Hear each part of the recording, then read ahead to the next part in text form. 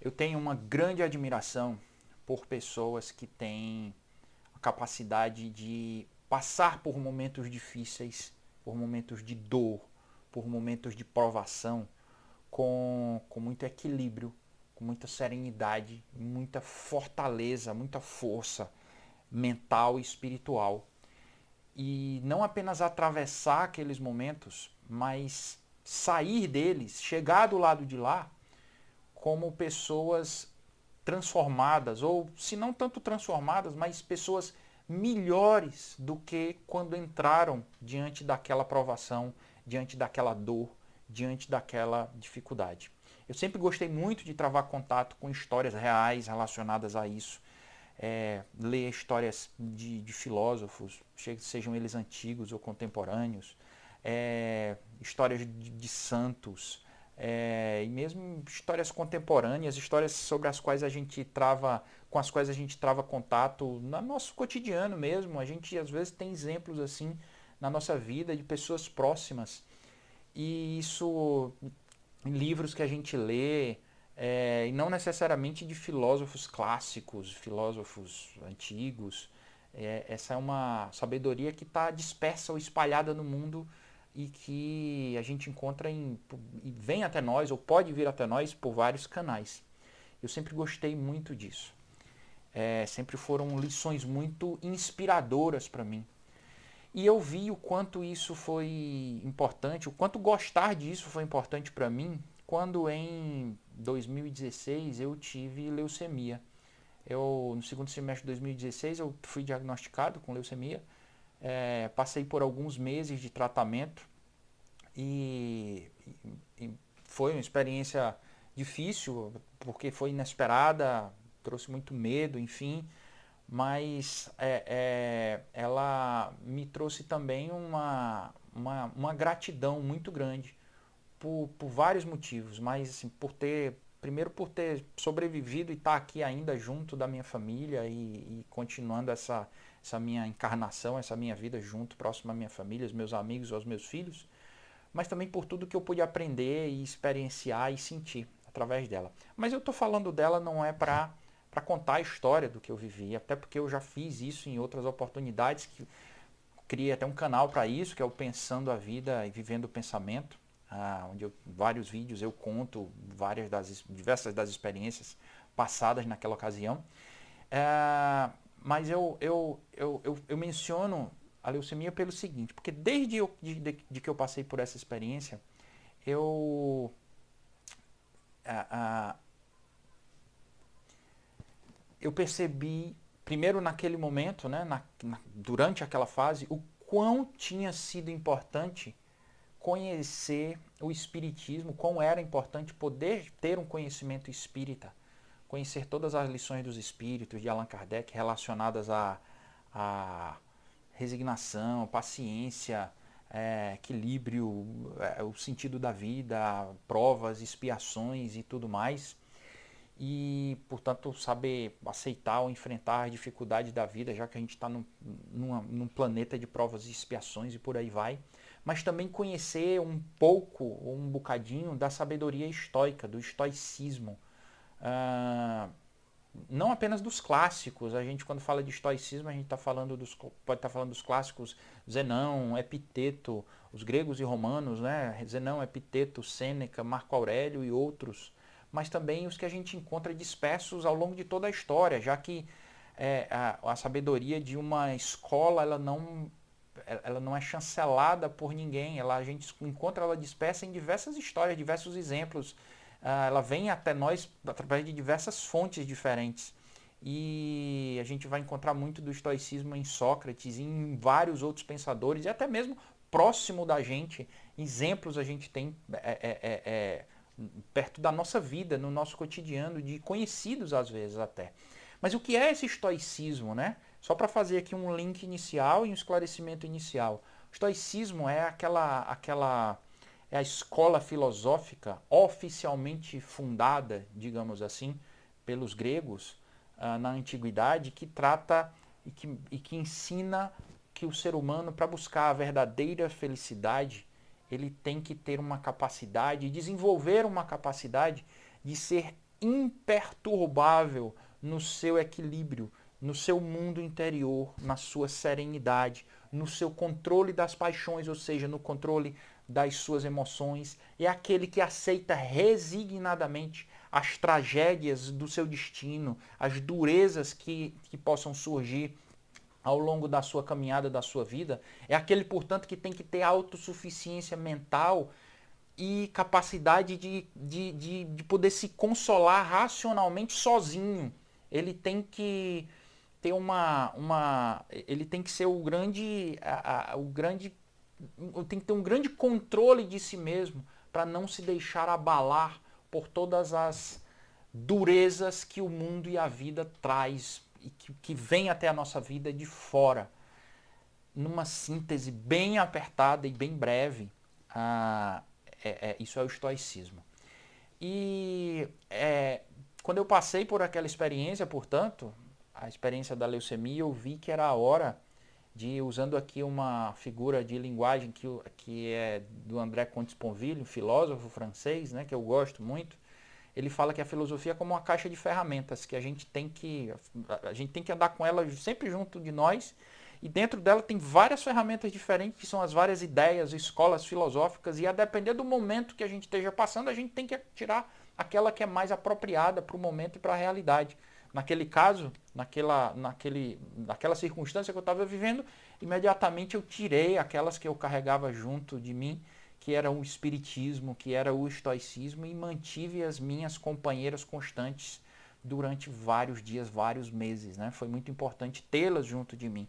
E eu vi de perto o que é ensinado, o que os espíritos ensinam, está lá na questão 628 do Livro dos Espíritos, que é o seguinte: é o fato de que há muito que a gente absorver e aprender de diversas correntes filosóficas, diversas escolas filosóficas e religiosas, já que o espiritismo não é o dono da sabedoria. A gente tem que buscar outras sabedorias também para trazer para dentro da nossa vida. Lá na questão 628, eu vou ler aqui um trechinho dela para você. Está dito o seguinte: para o estudioso, não há nenhum sistema antigo de filosofia, nenhuma tradição, nenhuma religião que seja desprezível, pois em tudo há germes de grandes verdades que, se bem pareçam contraditórias entre si, dispersas que se acham em meio de acessórios sem fundamento, facilmente coordenáveis se vos apresentam, graças à explicação que o Espiritismo dá de uma imensidade de coisas que até agora se vos afiguraram sem razão alguma e cuja realidade está hoje irrecusavelmente demonstrada. Não desprezeis, portanto, os objetos de estudo que esses materiais oferecem. São muito ricos e podem contribuir grandemente para a vossa instrução. E foi isso que eu fiz, tentei fazer, né? Tirar essas lições, misturá-las e fazer e fazer uso delas na minha vida naquele momento, o espiritismo, o estoicismo, enfim. Precisava viver aquelas lições de resignação e de paciência. E o que foi muito positivo e fez uma diferença enorme na minha vida.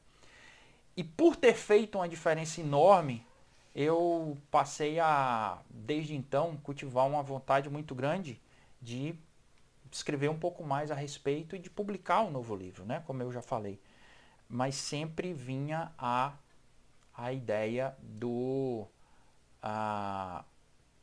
uma ideia que se contrapunha a esse desejo de escrever sobre o espiritismo e estoicismo, sobre o enfrentamento da dor, que era a seguinte: Daniel, não vá falar sobre isso não, porque você não sabe verdadeiramente o que é dor.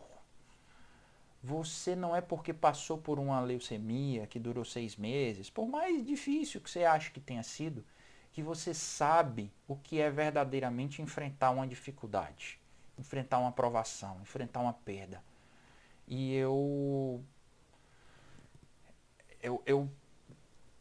capitulava, eu cedia a esses solilóquios, né? Essas conversas que eu tinha comigo mesmo. E disse: olha, rapaz, eu acho que é muita pretensão para mim, realmente estar falando de... Ou levar para as outras pessoas reflexões sobre como enfrentar dor, como enfrentar dificuldade.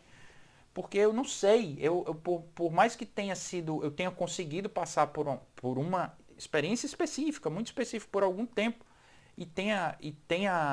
é, é, e eu tenha conseguido atravessá-la e tirar aprendizados dela, isso não me torna moralmente autorizado, legitimado, preparado para ficar dando lições de moral ou lições sobre como se comportar para as outras pessoas. Parecia-me muita arrogância. E aí eu pensava comigo, eu preciso ter mais humildade. E colocava o desejo na sacola e simplesmente guardava as lições que eu já tinha aprendido e que estava buscando aprender mais ainda, só para mim mesmo. E só que aí algumas coisas aconteceram que me fizeram mudar de ideia. Primeira delas é que um contraponto a essa conversa que eu tinha comigo, né, no sentido de não faça, não divulgue, não fale, você não tem legitimidade, era o outro, o espírito do outro lado, não, me dizia, não, Daniel, fale sim, porque você não está entendendo, você não vai levar ensinamentos para as outras pessoas que você já sabe. Você tá com isso daí, você deve tentar levar para as outras pessoas os ensinamentos que você está buscando aprender. E aí, nesse meio tempo, eu li uma frase do Richard Feynman, que é um professor, um físico americano, prêmio Nobel, um sujeito muito inteligente, que dizia o seguinte, conhecido por ser um grande professor, ele dizia assim, olha, tem uma frase dele que ele diz assim, se você quer realmente aprender uma coisa, então comece a ensiná-la. Então eu dizia, olha, então deve ser isso. Não é porque eu estou querendo mostrar para as pessoas algo que eu sei. Eu estou querendo mostrar para as pessoas algo que eu estou querendo aprender. Então, ao falar sobre espiritismo, estoicismo e tudo que a relação daí existente possa trazer de bom e de útil, eu não vou estar falando para os outros. Eu vou estar falando primeiro, antes de tudo, de qualquer coisa, eu vou estar falando para mim mesmo. Além disso, a realidade se mostrou mais forte, porque em 2020 veio a pandemia. E desde março de 2020 a gente está vivendo toda essa dificuldade, toda essa onda de medo, angústia, dor, tristeza que toda a pandemia trouxe, né? Por diferentes motivos, a depender da pessoa, mas trouxe, eu não preciso estar explicando aqui para cada um o que é, porque cada um de nós sabe onde que a pandemia apertou na nossa vida, qual foi o calo que ela apertou. E aí a gente teve que, querendo ou não, buscar virtudes como coragem, como resignação, como paciência e por aí vai. E eu passei a ver com muita tristeza diversas pessoas, amigos, familiares, conhecidos se desestruturarem totalmente diante do enfrentamento de dores e de dificuldades das dores e dificuldades causadas pela pandemia do coronavírus, seja por conta da saúde, porque ficaram doentes, ou porque familiares ficaram doentes, ou perderam amigos, familiares, parentes para a doença, seja porque perderam o emprego, ou porque tiveram que fechar seus negócios, porque ficaram tristes ou deprimidas porque não tem mais a vida que tinham antes da pandemia, com a liberdade de sair e tudo mais. E ver tudo isso passou a me deixar angustiado e eu pensava cá com meus botões que eu poderia levar, não minha sabedoria ou meus ensinamentos, mas ensinamentos que eu estava tentando aprender com outros sábios para essas pessoas. E eu percebia como era lamentável, quão lamentável era a gente não estudar, não refletir, não parar para pensar sobre isso desde muito cedo, desde criança, desde adolescente. A gente, assim como estuda física, química, matemática, português, biologia, inglês, a gente não ter momentos para estudar o que fazer quando a gente estiver diante de uma situação em que as coisas dão errado. Quando algo ou alguém nos faz sofrer. E faz muita falta esse tipo de aprendizado, de ensinamento. Então veio, por fim, o convite do CEAL para falar a respeito. Cícero, meu amigo Cícero, falou desse projeto, né, de dar andamento a uma série sobre filosofia e espiritismo. E ele me convidou, Daniel, você devia falar alguma coisa aqui pra gente, pro nosso canal do CEAL. E aí eu, cara, então é aí que eu vou começar. E aí deixei a ideia do livro um pouco de lado.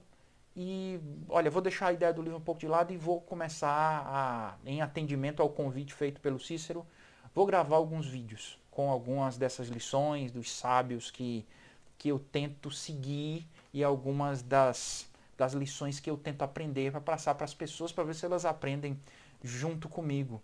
E para a gente aprender realmente não é fácil, mas o ideal é buscar nos originais, buscar essa sabedoria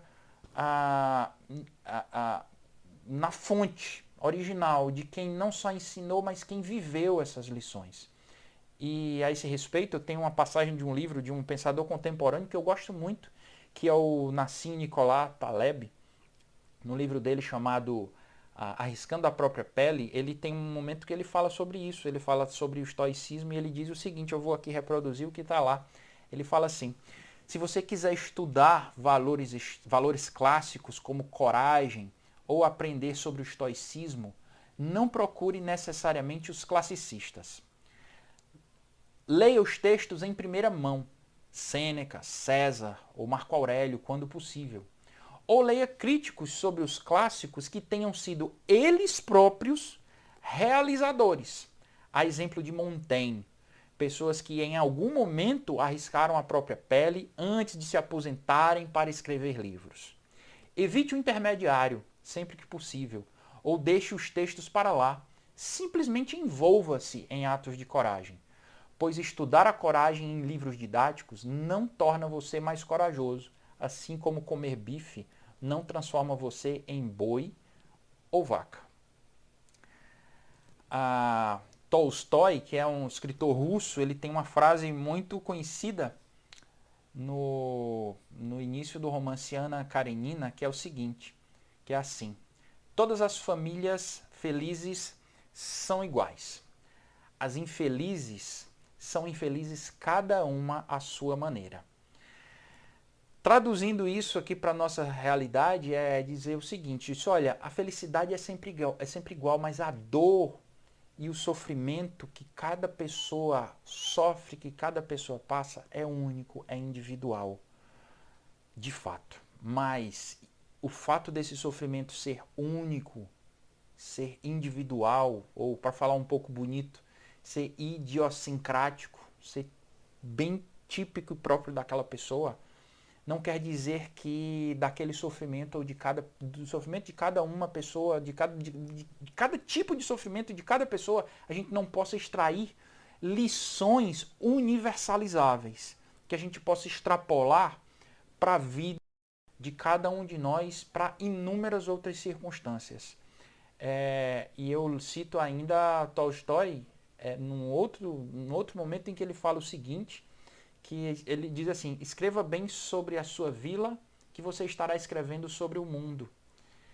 E eu adaptaria isso e diria: fale bem sobre uma vida, não sobre uma vila, né? Como ele diz, fale bem sobre uma vida, escreva bem sobre uma vida, e você estará escrevendo sobre a vida de todas as pessoas. Porque a sabedoria ela é universal, ou ela é universalizável. Então ela é infinita, já que da dor de cada um, que é diferente da dor do outro, a gente pode extrair lições próprias de cada pessoa que tem enfrentado problemas assim, a gente também vai poder extrair lições para aplicar na nossa vida e no nosso dia a dia. Eu me espanto muito ainda com o quão pessoas, entre aspas, velhas, pessoas, ou melhor, experientes, né? pessoas vividas, que já passaram por muito tempo de vida, elas não conseguem transformar o conhecimento que adquiriram em sabedoria. Eu lembro, para exemplificar isso, uma vez em que eu estava ainda na faculdade, estava estagiando num escritório de advocacia e tive a oportunidade de ter contato com um professor muito famoso da Faculdade de Direito, daqui da Universidade Federal do Ceará. E eu disse, caramba, eu fulano, é o professor fulano de tal, eu preciso ter uma oportunidade assim de pedir algum conselho de vida para ele, de carreira e tudo mais. E um dia, numa conversa mais informal com ele, eu perguntei, professor, eu um garoto de 20 anos, qual é o conselho, o senhor está com... Ele já devia ter uns 70 e poucos anos naquela época. Qual é o conselho que o senhor tem a me dar? Eu estou no meu começo da vida, no começo da minha carreira. Me dê um conselho de vida, por favor. E ele ficou, um conselho profissional, né? E ele ficou muito desestruturado com aquela pergunta. E ele não soube responder. E eu percebi, e aquilo me chocou naquele momento, e foi uma das primeiras vezes em que eu percebi o quanto isso é mais comum do que o que a gente pensa. O quanto existem pessoas que têm muito conhecimento, muita erudição, muito conteúdo, mas têm pouca sabedoria. Que não conseguem ligar os pontos entre algo que aprende aqui, com algo que aprende ali, com algo que viveu acolá, e consegue fazer as ligações para poder, dessa teia que constrói, através dessa teia que constrói, viver melhor. E é um pouco dessa teia que eu estou tentando construir e para a qual eu convido vocês para construírem junto comigo. Como dizia Sócrates, né? Uma vida examinada não vale a pena ser vivida. Então fica aqui o convite para que você nos acompanhe nos próximos vídeos em que a gente vai falar muito sobre espiritismo e estoicismo. E o convite, portanto, para que você aprenda junto comigo o que muitos sábios têm a nos ensinar sobre isso, sobre o enfrentamento da dor, das dificuldades, das durezas e das asperezas da vida.